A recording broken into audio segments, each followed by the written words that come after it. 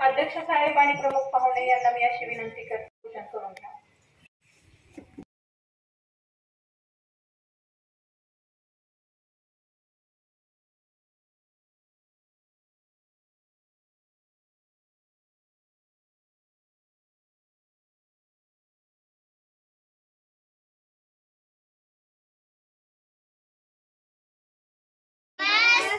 माझे नाव गोदी गुणवंत काळे. मी इयत्ता 4थी या वर्गात शिकते. मी तुम्हाला डॉक्टर बाबासाहेब आंबेडकरांविषयी सुंदर असं गीत सादर करणार आहे. ते तुम्ही शांतपणे ऐकून घ्यावे ही माझी नम्र विनंती. क्रांती सूर्य तू, शिल्पकार तू, भारताचा बोधिसत्व लोकनायका. नवऱ्या रूढी त्या परंपरा, ध्रुवतेचे तूच सकल न्यायदायका. जीवन तुझे आम्हास प्रेरणा, दाही दिशा तुझीच गर्जना. गर्जना भीमराया, माझा भीमराया, भारताचा पाया, माझा भीमराया. स्पर्शले तू ओंजळीने, खोल केले पाणी चवदार तळ्याचे. हक्क देऊन माणसाचे, केले सोने पीडितांच्या जीवनाचे. शिका संघटित व्हा आणि संघर्ष करा, शिका संघटित व्हा आणि संघर्ष करा. मार्ग प्रगतीचा लाविला दिला. भीमराया, माझा भीमराया, भारताचा पाया, माझा भीमराया. एका भयान रात्रीला गोडसं पान पडलं, गोडसं पान पडलं, वर त्यातच गाडलं. गडगड त्या माणसा, तुला वरती काढलं, तुला वरती काढलं, तुला वरती काढलं. प्रेम 100 न बरी, बहु बहु त्या माणसा. प्रेम 100 न बरी, बहु बहु त्या माणसा. काठेच लेकरू हातात जाडलंय, डोळीवर शेणाची वाटी. कपड्याने लतर खायाला बतवतीची होती मायोटी. मायाभिमान हो माया बापान, भिमान माय सोन्यानं भरली होती. मायाभिमान भिमान माय सोन्यानं भरली होती. धन्यवाद. चौथीमध्ये शिकते. मी तुम्हाला डॉक्टर बाबासाहेब आंबेडकर यांविषयी 2 शब्द सांगणार आहे. ते तुम्ही शांतपणे ऐकून घ्यावे अशी माझी नम्र विनंती. मोजू तरी कशी उंची तुझ्या कर्तृत्वाची, मोजू तरी कशी उंची तुझ्या कर्तृत्वाची. तू जगाला शिकविली, तू जगाला शिकविली माणसातल्या माणुसकीची. तू देव नव्हतास, देव तूही नव्हतास. तू मानवतेचे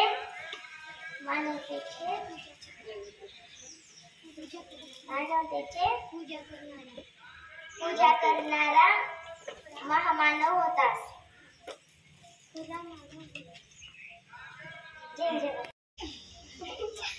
आजच्या कार्यक्रमाचे अध्यक्ष पूज्य गुरुजन वर्ग आणि इथे जमलेल्या माझ्या बालमित्रांनो, आज मी तुम्हाला डॉक्टर बाबासाहेब आंबेडकर यांच्याविषयी 2 शब्द सांगणार आहे. ते तुम्ही शांतपणे ऐकून घ्यावे ही माझी नम्र विनंती. करू जीवाचे रान दिला सर्वांना समतेचा मान, करू जीवाचे रान दिला सर्वांना समतेचा मान. अशी भीमरावांची शान लिहिले भारताचे संविधान, अशी भीमरावांची शान लिहिले भारताचे संविधान. डॉक्टर बाबासाहेब आंबेडकर यांचे पूर्ण नाव भीमराव रावजी आंबेडकर हे होते. डॉक्टर बाबासाहेब आंबेडकर यांचा जन्म 14 एप्रिल 1891 रोजी मध्य प्रदेशातील महू या गावी झाला. त्यांनी भारतीयांना शिका, संघटित व्हा आणि संघर्ष करा हा गुरुमंत्र दिला. डॉक्टर बाबासाहेब आंबेडकर यांची जयंती आंबेडकर जयंती, पुण्यतिथी, महापरिनिर्वाण जयंती, साजरा केला जातो. जयंती राजधानीची ओळखायला शिका आणि नशिबावर निर्भर राहू नका असं ते नेहमी म्हणायचे. यानंतर येत आहे एक श्रुती पहिले. नांदन नांदन होत रमाचं नांदन, भीमाच्या संसारी जसे फुल चांदन.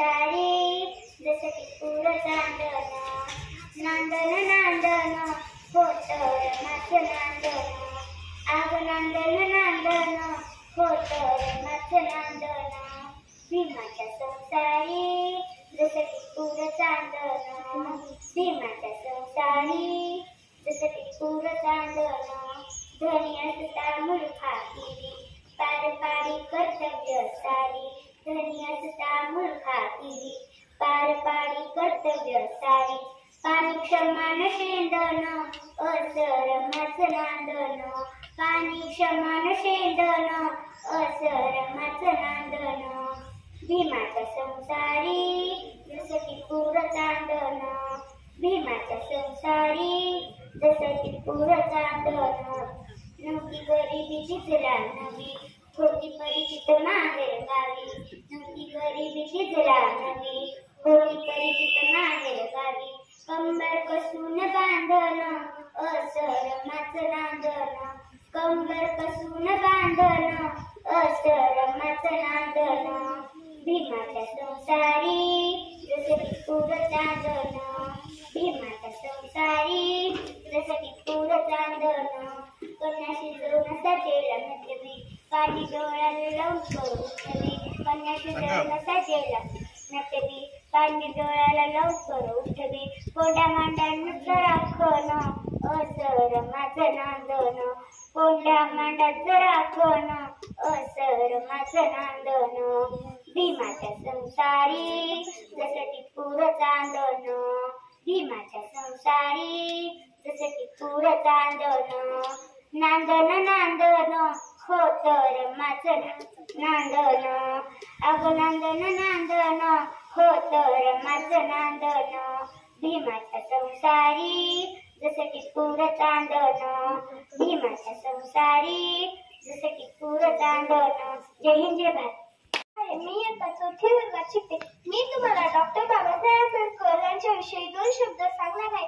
हे तुम्ही छानपणे ऐकून घ्यावे ही माझी नम्र विनंती. डॉक्टर बाबासाहेब आंबेडकर हे राष्ट्रघटनेचे शिल्पकार म्हणून ओळखतात. त्यांचा जन्म 14 एप्रिल 1891 रोजी मध्य प्रदेशातील महू या गावी झाला. त्यांच्या वडिलांचे नाव रामजी आंबेडकर व आईचे नाव भीमराबाई असे होते. त्यांचे पूर्ण नाव भीमराव रामजी आंबेडकर होते. डॉक्टर बाबासाहेब आंबेडकर दलितांच्या चळवळीचे प्रमुख नेते होते. सामाजिक जीवनात वेळोवेळी निर्माण होणाऱ्या प्रश्नांची त्यावर ते खूप अभ्यास करून त्यावर ते भाष्य करीत. हिंदू समाजातील मूलाग्र सुधारणा घडवून आणण्यासाठी ते अत्यंत तळमळीने कार्य करीत. त्यांना लहानपणापासून पुस्तके वाचण्याचा खूप नाद. जय हिंद जय महाराष्ट्र. भीमाच्या संसारी जसं की पूर चांदन नांदन नांदन होतर माझं नांदन भीमाच्या संसारी जसं की पूर चांदन अग नांदन नांदन होतर माझं नांदन भीमाच्या संसारी जसं की पूर चांदन धनी असता मूर्खा केली पारंपरिक कर्तव्य सारी पाणी क्षमान शेंदन असर माझं नांदन पाणी क्षमान शेंदन असर माझं नांदन संसारी जसं की पूर चांदन भीमाच्या संसारी जसं की पूर चांदन नव्हती गरिबीचीच रानवी होती परिचित माहेर गावी कंबर कसून बांधन असर माझं नांदन कंबर कसून बांधन असर माझं नांदन. डॉक्टर बाबासाहेब आंबेडकर यांच्या जयंती निमित्त विनम्र अभिवादन. Good morning everyone, my name is Prapti. Today I am going to speak a few words about Dr. Bhimrao Ambedkar. Dr. Bhimrao Ambedkar was Indian economist, social reformer and political leader.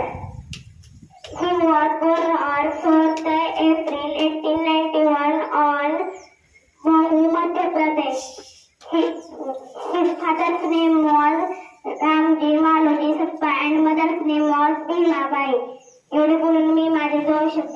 माझे गुणगुण. विश्वरत्न, विश्वभूषण, भारतरत्न, महाविद्वान, महानायक, अर्थशास्त्री, महान इतिहासकार, सविता निर्माता, क्रांतीसूर्य.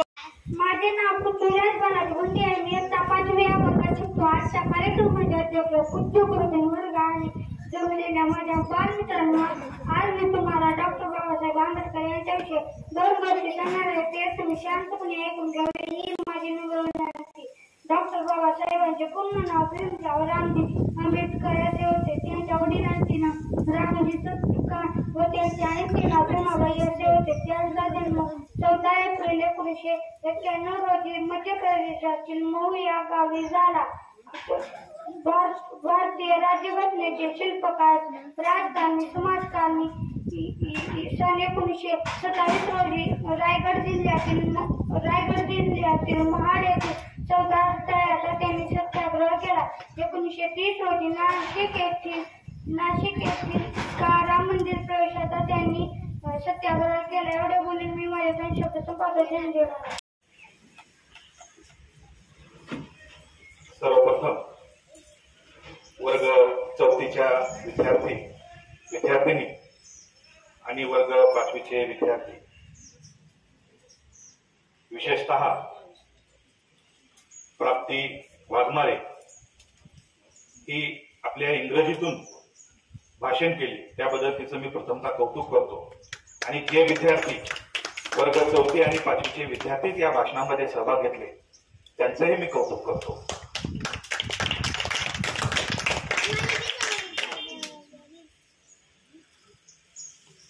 शिक्षण हे वाघिणीचं दूध आहे. जो ते प्राशन करेल तो गुरगुरल्याशिवाय राहणार नाही, अशी भीम गर्जना करणारे, शिक्षणाचे महत्व सांगणारे विश्ववंदनीय बोधिसत्व, दीन दलितांचे कैवारी, भारतीय राज्यघटनेचे शिल्पकार, महामानव, प्रज्ञासूर्य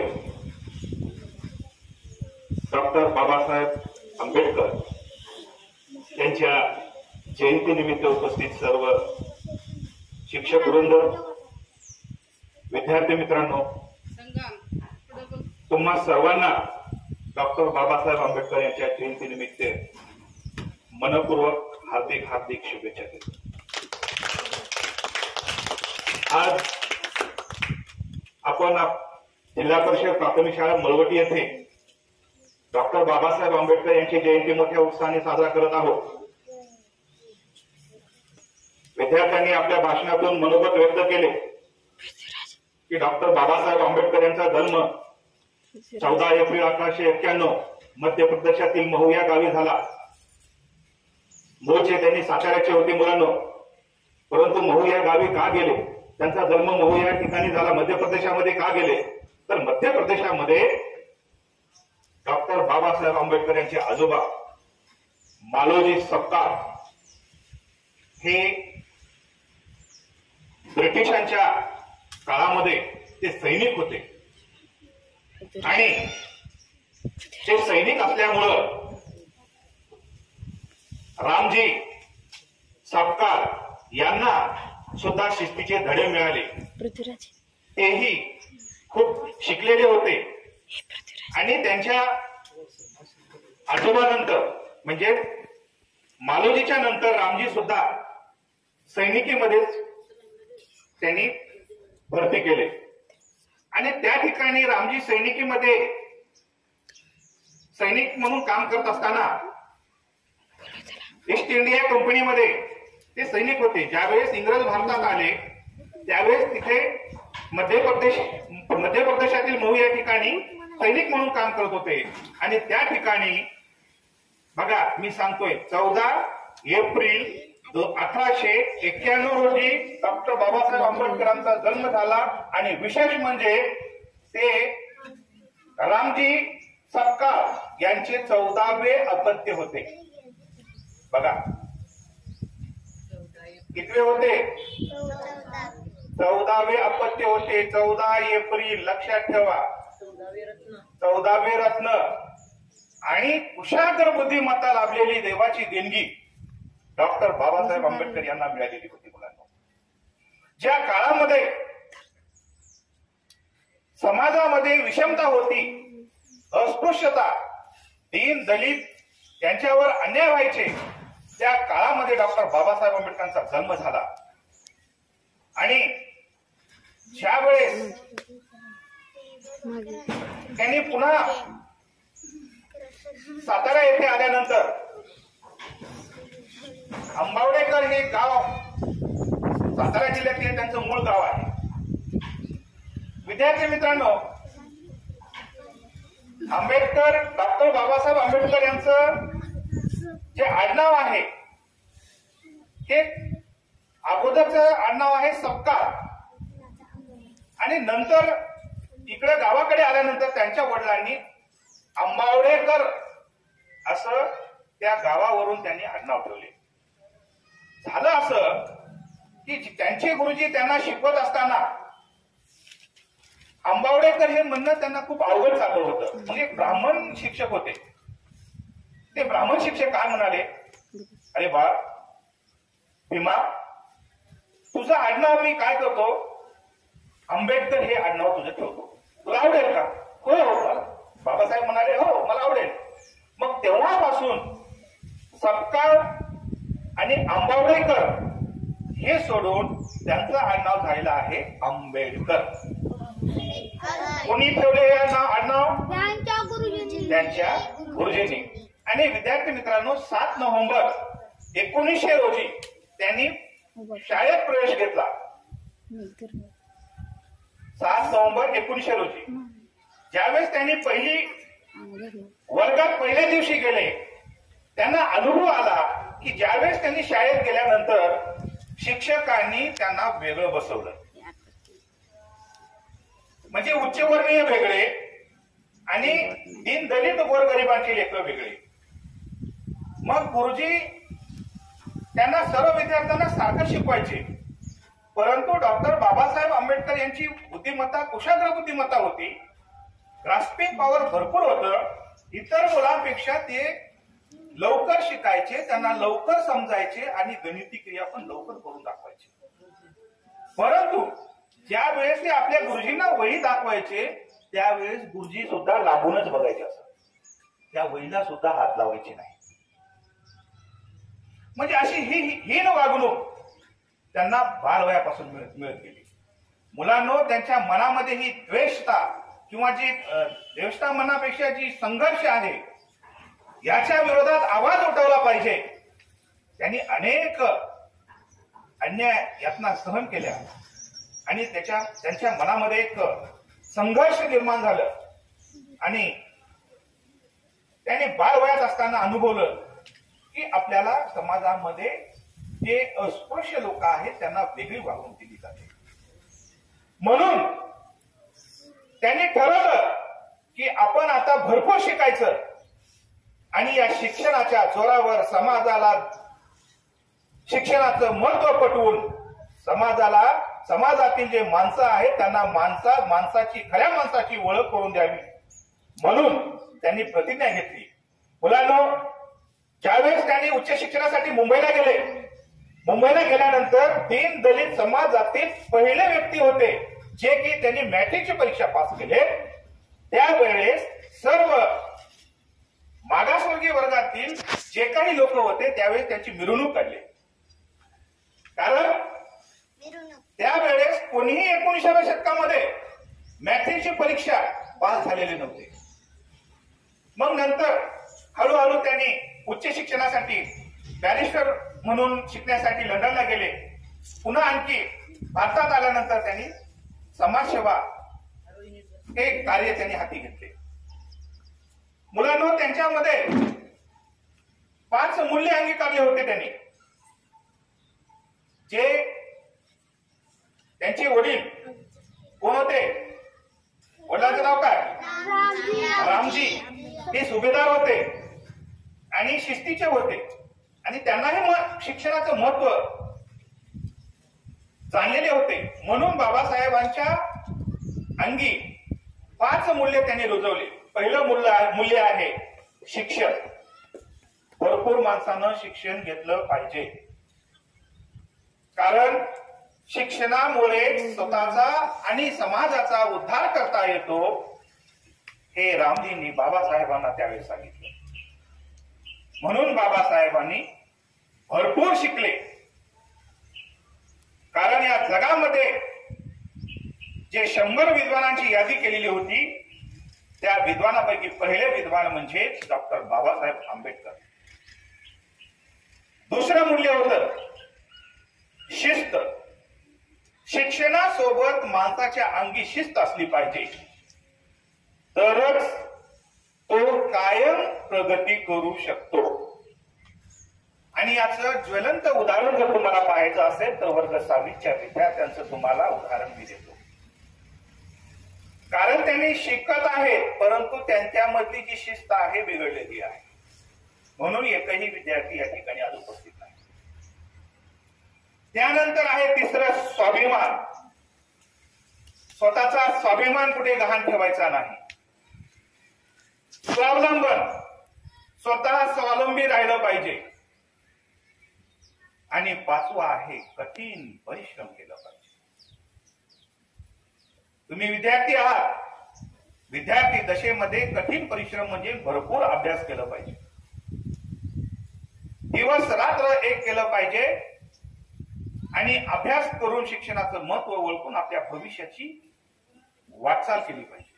म्हणून मुलांनो, बाबासाहेब आंबेडकर हे 18 तास अभ्यास करत होते. आज आपल्या घरामध्ये प्रत्येकाच्या घरात भौतिक सुविधा भरपूर आहेत. लाईट आहे, एलईडीच्या टीव्ही आहेत, घरात प्रत्येकाच्या व्यक्तीकडे 20-20 हजारचा मोबाईल आहे. पण आपण आज शिक्षणामध्ये आणि मूल्य शिक्षणामध्ये कुठेतरी मागे पडत आहोत, याची खंत वाटते. ज्या काळामध्ये लाईटची व्यवस्था नव्हती, परंतु डॉक्टर बाबासाहेब आंबेडकर यांनी 18 तास घरासमोर जे सरकारी लाईट खांब होतं, त्या खांब्याच्या दिव्याखाली त्यांनी 18 तास अभ्यास करायची. मला अभ्यासाचं नियोजन होतं. म्हणून प्रत्येक शाळा महाविद्यालयामध्ये आज हा उपक्रम राबवला जातो की 18 तास आजही आतापासून सुरुवात झालेली आहे. विद्यार्थी अभ्यासाला बसलेले आहेत. एका ठिकाणी बसल्यानंतर ते 18 तास उठत नाही. कारण त्या विद्यार्थ्याच्या मनामध्ये प्रेरणा निर्माण व्हावी, की एका दिवसापुरती प्रेरणा नसावी, तर आयुष्यासाठी ही शिदोरी म्हणून बांधून ठेवावी. डॉक्टर बाबासाहेबांचे विचार हे फक्त आपल्या समाजासाठी, देशासाठी प्रेरणादायक नसून संपूर्ण जगातील सर्व जगामध्ये समाज व्यवस्थेसाठी प्रेरणादायक ठरलेले आहेत. मित्रांनो, मी आणखी 1-2 तुम्हाला घटना सांगतोय. काळाराम मंदिर, अस्पृश्यांना, बहुजनांना मंदिरामध्ये प्रवेश नव्हता. तर मुलांनो, 1900 साली किंवा 1930 साली अस्पृश्यांना मंदिरामध्ये प्रवेश नव्हता. आणि मी माझ्या डोळ्यानं पाहिलं.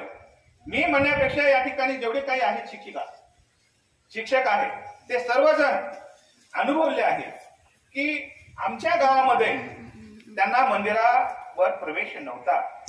30ला तर प्रवेश नव्हता, परंतु अलीकडच्या काळामध्ये बोलतोय मी, 1980-85च्या काळात, तोपर्यंतही मंदिरामध्ये त्यांना प्रवेश नव्हता. म्हणून डॉक्टर बाबासाहेब आंबेडकरांनी सत्याग्रह केला. जोपर्यंत माझ्या दीन, दलित आणि अस्पृश्य व्यक्तींना, समाजाला मंदिरामध्ये प्रवेश मिळणार नाही, तोपर्यंत मी सत्याग्रह करीत राहील. सत्याग्रह म्हणजे काय रे? शब्दाचा अर्थ माहित पाहिजे. सत्याग्रह म्हणजे काय? सत्य म्हणजे सत्याचा आग्रह करणे, सत्य गोष्टीचा, खऱ्या गोष्टीचा आग्रह करणे. हे माणसंच आहेत, हेही रक्तामांसाचेच माणसं आहेत. जसे समाजामध्ये इतर व्यक्ती आहेत, तसेच हेही माणूस म्हणून जगणारे मानव प्राणी आहेत. आणि याही लोकांना जोपर्यंत मंदिरामध्ये प्रवेश मिळणार नाही, तोपर्यंत मी माझा सत्याग्रह मागे घेणार नाही. आणि म्हणून सर्व दीन दलित समाजातील लोकांना, गोरगरीब अस्पृश्य लोकांना 1930 साली नाशिक येथील काळाराम मंदिरामध्ये त्यांना प्रवेश मिळाला. दुसरी घटना एक सांगतो मुलांनो. निसर्गानं पाणी सर्वांसाठी दिलेलं आहे. अहो, पशु पक्षी प्राणी असतील त्यांच्यासाठी तर खुलत आहे, परंतु पशुपेक्षा हीन वागणूक देणारी या समाजामध्ये दीन दलितांना पिण्यासाठी जे पाणी लागतं, पाणवठा असतो, त्या ठिकाणी त्यांना प्रवेश नव्हता. कारण त्या पाणवठ्यावर जर अस्पृश्य व्यक्ती गेले तर आमचा पाणवठा बाटले म्हणणारे उच्चवर्गीय लोक होते. म्हणून महानेते डॉक्टर बाबासाहेब आंबेडकरांनी पुन्हा सत्याग्रह केला. जोपर्यंत या चौदार तळ्याचं पाणी सर्व लोकांना पिण्यासाठी मिळणार नाही तोपर्यंत मी सत्याग्रह करणार. त्या ठिकाणी जवळपास 5,000 दीन दलित अस्पृश्य समाज तिथे येऊन एकत्र गोळा झाले आणि डॉक्टर बाबासाहेब आंबेडकरांचं तिथं भाषण झालं.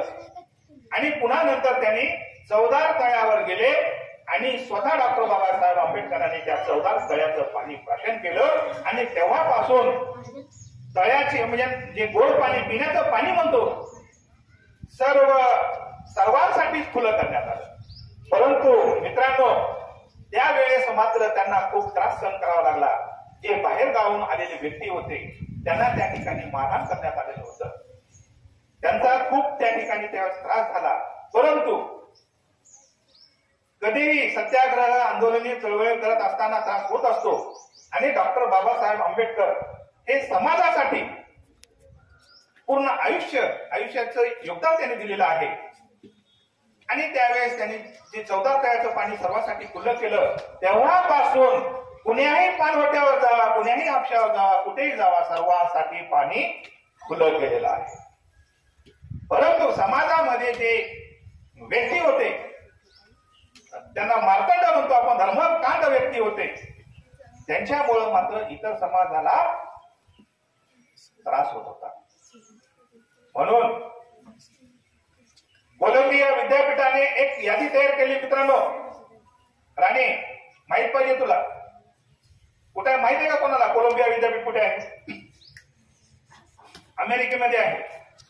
कोलंबिया विद्यापीठाने 100 व्यक्तींची यादी तयार केली, विद्वानांची, जगामधील 100 विद्वानांची यादी तयार केली. तर प्रथम स्थानी डॉक्टर बाबासाहेब आंबेडकर यांचं नाव त्या ठिकाणी नोंदवलं गेलं. तर जगातील सर्वात विद्वान व्यक्ती म्हणून त्यांची आजही गणना होते. आणि अमेरिकेमध्ये पण त्यांचे अनेक पुतळे आहेत. त्यानंतर इंग्लंडमधील कोणतं विद्यापीठ आहे सर इंग्लंडमध्ये? ऑक्सफर्ड विद्यापीठाने मागील 10,000 वर्षापासूनची विद्वानांची यादी तयार केली. मागील 10,000 वर्षापासूनची विद्वानांची यादी तयार केली. तर त्या विद्वानामध्ये 4थ्या स्थानी डॉक्टर बाबासाहेब आंबेडकरांचं नाव होतं. 10,000 वर्षापूर्वी, बघा विचार करा, 4थ्या स्थानी डॉक्टर बाबासाहेब आंबेडकरांचं नाव होतं. तर प्रथम स्थानी बुद्धांचं नाव होतं, गौतम बुद्ध. तर मुलांना मला एवढंच सांगायचं आहे, हे महामानव खूप विद्वान, परमेश्वराने त्यांना कुशाग्र बुद्धिमत्ता दिलेली. आणि या बुद्धिमत्तेच्या जोरावर त्यांनी समाजकारण, राजकारण, शिक्षक, औद्योगिक प्रत्येक क्षेत्रामध्ये त्यांनी आपला हातखंडा दाखवलेला आहे. म्हणूनच भारतीय राज्यघटना तयार करण्याचं महान कार्य डॉक्टर बाबासाहेब आंबेडकरांच्या हातून झालेलं आहे.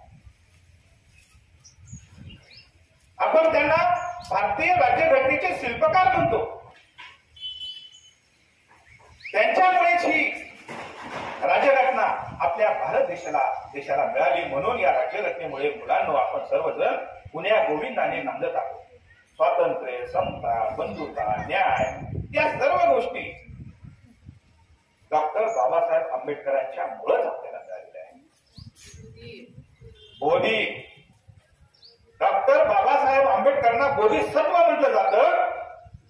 आणि हे बोधिसत्व शब्द कोणी दिलं? ज्या वेळेस दलाई लामा भारतामध्ये आले आणि डॉक्टर बाबासाहेब आंबेडकरांची भेट घेतली, त्यावेळेस त्यांना उद्देशून म्हटलं की बोधिसत्व हे नाव, ही उपमा त्यावेळेस कोणी दिलं होतं? दलाई लामा यांनी. तर मुलांनो, डॉक्टर बाबासाहेब आंबेडकरांचे जे विचार आहेत आपल्या समाजासाठी, देशासाठी, संपूर्ण जगासाठी प्रेरणादायक विचार आहेत. आणि त्यांची दूरदृष्टी एवढी होती की त्यांनी पुढील 100 वर्षाचं नियोजन भारतीय राज्यघटना लिहित असताना त्यांनी तयार केली आहे. म्हणून मी तुम्हाला आव्हान करतो, तुम्ही पण डॉक्टर बाबासाहेब आंबेडकरांचे विचार, प्रेरणा आपल्या अंगी करावं, आपल्या डोळ्यासमोर ठेवावं. तुम्ही सुद्धा 18 तास तर अभ्यास करणार नाही, मला माहित आहे. परंतु कमीत कमी 4 ते 5 तास तुम्ही दररोज अभ्यास करा. निश्चितच तुम्ही महामानव होणार नसता, तर माणूस म्हणून तुम्ही जगाल. तुमचं भविष्य उज्ज्वल होईल. अहो, दीनदलितांचे कैवारी म्हणजे डॉक्टर बाबासाहेब आंबेडकर. माणसाला माणूस म्हणून जगवणारे म्हणजेच डॉक्टर बाबासाहेब आंबेडकर. त्यासाठी या शोषितांच्या या समाजामध्ये माणसाला माणूस म्हणून जगवण्याचं जे बळ दिलेलं आहे, मान दिलेला आहे, ते डॉक्टर बाबासाहेब आंबेडकरांनी यांनी दिलेलं आहे. त्यांच्यामुळेच आज आपण इथे आहोत. नाहीतर आज कुठेतरी आणखी आपल्याला एका कोपऱ्यामध्ये बसावं लागलं असतं. म्हणून त्यांचे विचार, त्यांचे आदर्श आपण आपल्या जीवनामध्ये अंगी करावं आणि त्यांच्याप्रमाणे तुम्ही सुद्धा तुमचं भविष्य घडवावं. कारण काय सांगता येईल, उद्या चालून तुमच्या मधील व्यक्ती विद्वान होऊ शकतो, शास्त्रज्ञ होऊ शकतो, गावचा सरपंच होऊ शकतो, आमदार होऊ शकतो, खासदार होऊ शकतो. परंतु तुमच्या जीवनामध्ये एक ध्येय असलं पाहिजे, शिक्षणाचं महत्व असलं पाहिजे आणि जीवनामध्ये शिस्त असली पाहिजे. तरच माणूस प्रगतीच्या वाटेवरती पोहोचू शकतो. तर मुलांनो, मी या ठिकाणी एक अपेक्षा व्यक्त करतो की तुम्ही डॉक्टर बाबासाहेब आंबेडकर यांचा आदर्श आपल्या डोळ्यासमोर ठेवावं आणि आजपासूनच तुम्ही सुद्धा घरी जाऊन कमीत कमी 5 तास पुस्तकांचं वाचन करावं. वाचन हे खूप महत्वाचं आहे. वाचनामुळं मस्तक सुधारतं. वाचनामुळं काय सुधारतं? मस्तक सुधारतं. आणि ज्याचं मस्तक सुधारतं तो कधीही कुणापुढे नतमस्तक होत नसतो, तो कधी झुकत नसतो. म्हणून माणसाच्या जीवनामध्ये ज्ञान हे खूप महत्वाचं आहे. शिका, संघटित व्हा आणि संघर्ष करा. अहो, शिक्षणामुळेच आपण संघटित होतो आणि संघटित झाल्यामुळेच आपण आपल्यावर झालेल्या अन्यायाविरुद्ध संघर्ष करू शकतो. बोधिसत्वच आताच सांगितलं, दलाई लामा येऊन इथं सांगितले बाका, तू काय वळवत आणली का बसू का पाणी घाल.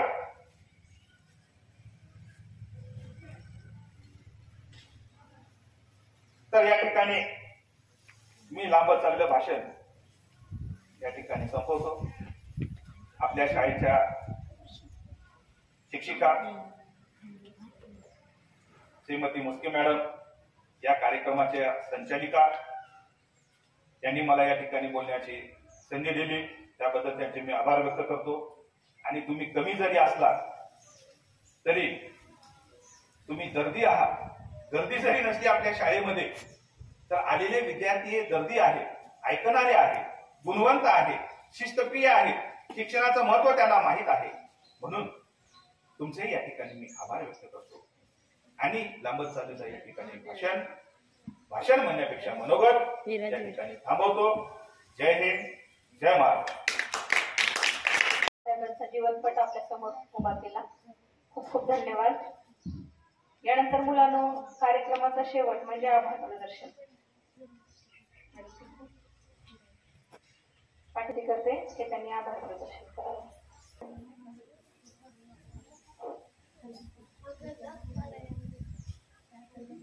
आज आपण डॉक्टर बाबासाहेब आंबेडकर यांची जयंती मोठ्या उत्साहाने साजरी करत आहोत. आणि या कार्यक्रमाचं आयोजन आणि नियोजन आपल्या शाळेचे मुख्याध्यापक श्री मार्ग पवार सर यांनी केलेलं आहे. आणि त्या नियोजनाप्रमाणे कार्यक्रम अत्यंत चांगला झालेला आहे.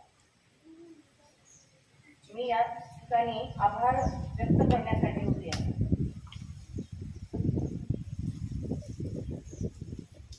या कार्यक्रमाला आपल्या गावचे सरपंच, तळमळीनं काम करणारे गावासाठी, शाळेसाठी, सर्वांसाठी ते उपस्थित राहील.